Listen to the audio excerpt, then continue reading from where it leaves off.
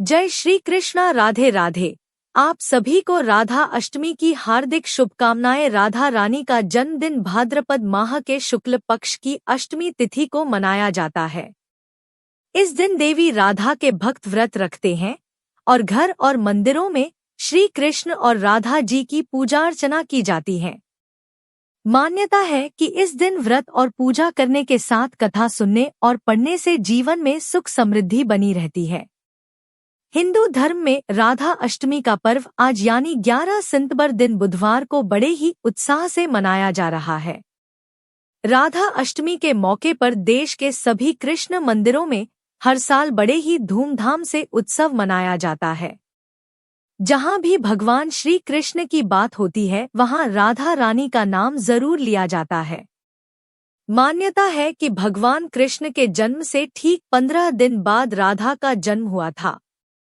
यही वजह है कि कृष्ण जन्माष्टमी के बाद राधा अष्टमी का पर्व भी मनाया जाता है।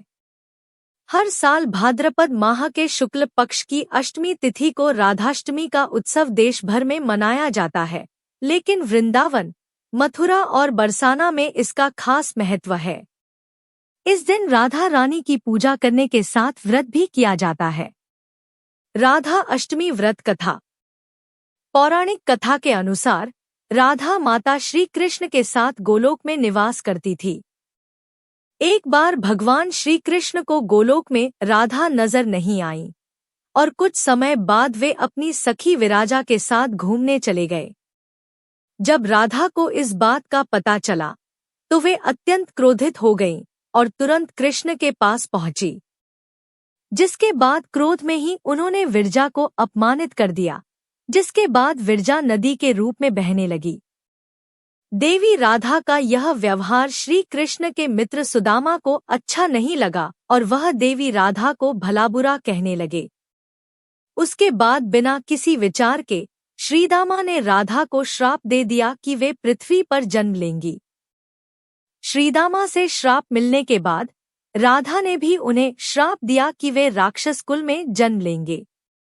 इसी श्राप के परिणामस्वरूप श्रीदामा का जन्म शंखचूड़ दानव के रूप में हुआ, जो आगे चलकर भगवान विष्णु का महान भक्त बना।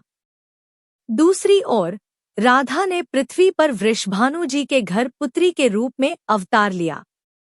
राधा का जन्म वृषभानु जी के घर तो हुआ, लेकिन देवी कीर्ति के गर्भ से नहीं। जब राधा और श्रीदामा ने एक दूसरे को श्राप दिया तब भगवान श्री कृष्ण ने कहा था कि राधा को वृषभानु और देवी कीर्ति की पुत्री बनकर पृथ्वी पर रहना होगा। मनुष्य योनि में आपके विवाह का संबंध एक वैश्य से होगा, जो मेरे ही अंश का अवतार होगा। इस प्रकार आप पृथ्वी पर भी मेरी ही संगिनी रहेंगी, लेकिन हमें पृथ्वी पर अलग होने का दुख सहना होगा। इसके बाद भगवान श्री कृष्ण ने राधा से कहा कि अब आप मनुष्य योनि में जन्म लेने की तैयारी करें। संसार के सामने वृषभानु जी की पत्नी गर्भवती हुई और जिस प्रकार एक शिशु का जन्म होता है, उसी प्रकार देवी कीर्ति का भी प्रसव हुआ। हालांकि वास्तव में राधा का जन्म उनके गर्भ से नहीं हुआ था। भगवान की माया से उनके गर्भ में वायु आ गई थी और उसी वायु से राधा का प्राकट्य हुआ। प्रसव के समय देवी कीर्ति को पीड़ा हो रही थी और उसी समय राधा के रूप में एक सुंदर कन्या का जन्म हुआ। राधा का अवतरण भाद्र मास के शुक्ल पक्ष की अष्टमी तिथि को हुआ और तभी से हर वर्ष इस दिन को राधा अष्टमी के रूप में मनाया जाता है।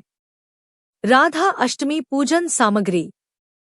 धार्मिक मान्यता के अनुसार राधा अष्टमी के दिन राधा रानी की पूजा आराधना करने से धन, सुख समृद्धि और ऐश्वर्य की प्राप्ति होती है। इस खास मौके पर किशोरी जी की विधिपूर्वक पूजा करने के लिए आपको कुछ पूजन सामग्री की जरूरत होती है।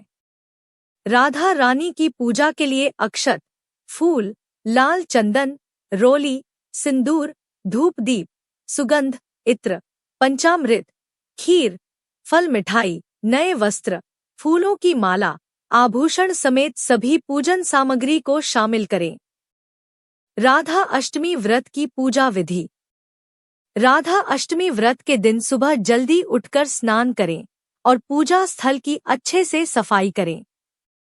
अब एक लकड़ी की चौकी ले और उस पर पीला कपड़ा बिछाएं। अब राधा रानी की प्रतिमा को पंचामृत से स्नान कराएं। इसके बाद जल से स्नान कराएं और प्रतिमा को चौकी पर स्थापित करें। अब धूप और दीपक जलाकर राधा रानी को फूल, फल, चंदन और वस्त्र अर्पित करें। राधा रानी का श्रृंगार करें। राधा रानी के साथ साथ भगवान श्री कृष्ण की भी पूजा अर्चना करें। पूजा के दौरान राधा रानी के मंत्र जाप या उनके स्तोत्र का पाठ करें। पूजा का समापन श्री राधा जी और भगवान श्री कृष्ण की आरती करें और राधा रानी और भगवान श्री कृष्ण को भोग अर्पित करें।